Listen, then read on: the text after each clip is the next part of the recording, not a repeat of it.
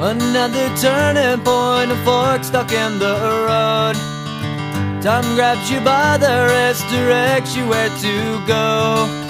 Welcome everyone to this week's episode of Unrooted Track and Field Edition. And my guest for this week's show is none other than senior runner and jumper here on the track and field team at Menlo College, Jonnythan Munkholm. Johnny, thanks so much for joining me on the show. Thanks for having me. You're very welcome. Let's start by getting to know you a little bit better. Now, first off, you played a couple of seasons here at Menlo on the men's basketball team. Yep. How difficult was the crossover from basketball to track and field, a sport that you really hadn't played in a couple of years?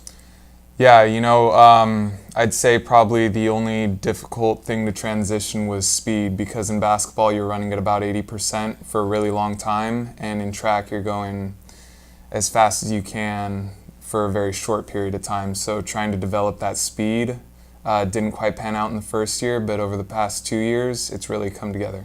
Now, one very prestigious honor you took home last year was the GSAC's Cliff Hamlow Award, given to one male and female at each school. How awesome was it to get that honor, and what did it mean to you? I didn't even know about the award when I first was told that I was going to receive the award, so to learn what the award was about and what it represented was really special, and to be recognized for my accomplishments on the field, in the classroom, and in the community it was a really special experience to be recognized as an advocate for the sport, and it was almost like validation for everything I had done to that point, so it was really cool. Second ever winner for Menlo College on the men's side. You were featured as the featured athlete this week on the website for Menlo College Athletics, and you mentioned in there that you are a really big food guy. You love all types of food. Yeah. Why don't you tell me what some of your favorites are? I love Italian food, carbonaras, pastas. I prefer white sauces over red. I love breakfast. I really like making crepes. A lot of family recipes for breakfast things and pastas.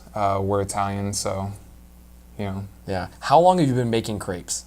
Since I was in high school, maybe my freshman year, 14. So what's the go-to crepe that you have?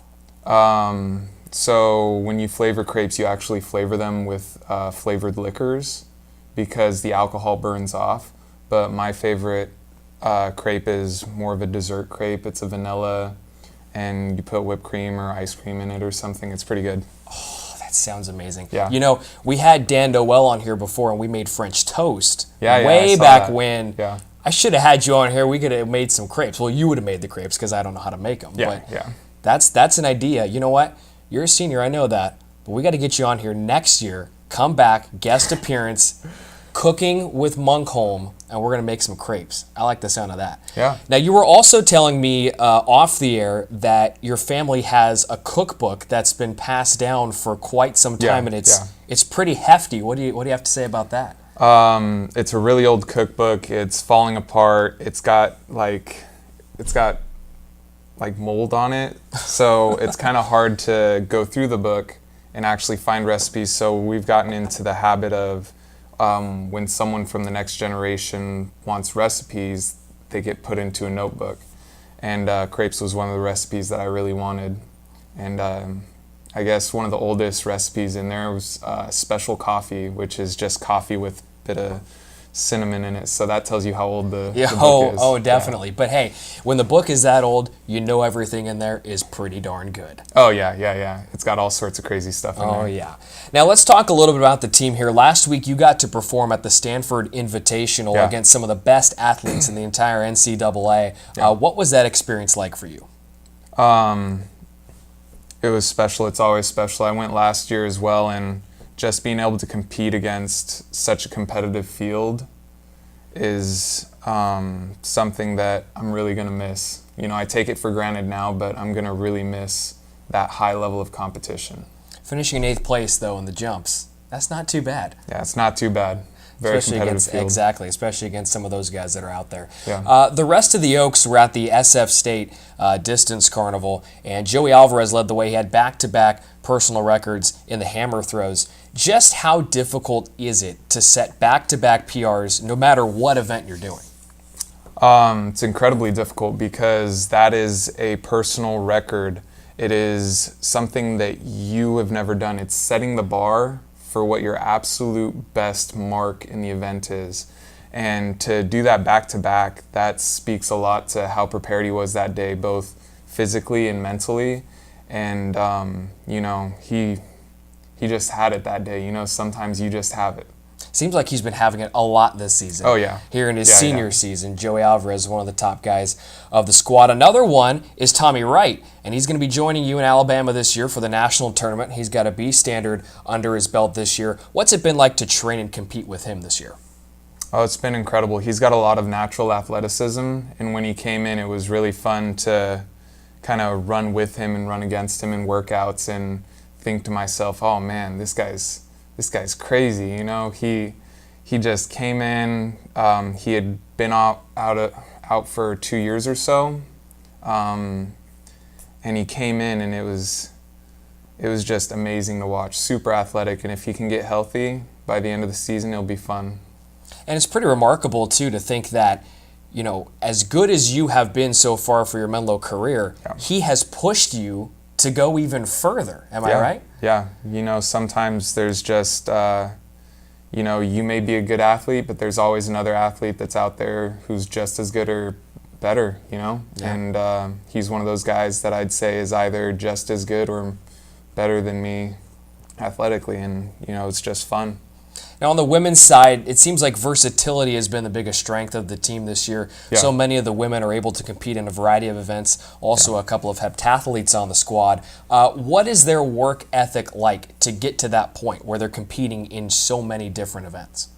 Oh, it's incredible. They commit a lot of time. I talk to Dorian Aberett a lot, and you know, she's always talking to me about how she just came from practice at 9 a.m. or something, and she's got to go to class, and she didn't have time to get breakfast, but then she's got to go to lunch and go to another practice, and then 2 days out of the week we have weights. So, you know, she's hitting it hard, and most all our women are hitting their workouts really, really hard, and it's just fun to watch them. A lot of dedication. When you're competing in so many events, is it possible to give 100% to all of those events? No. So I was training for the decathlon last year, and I'll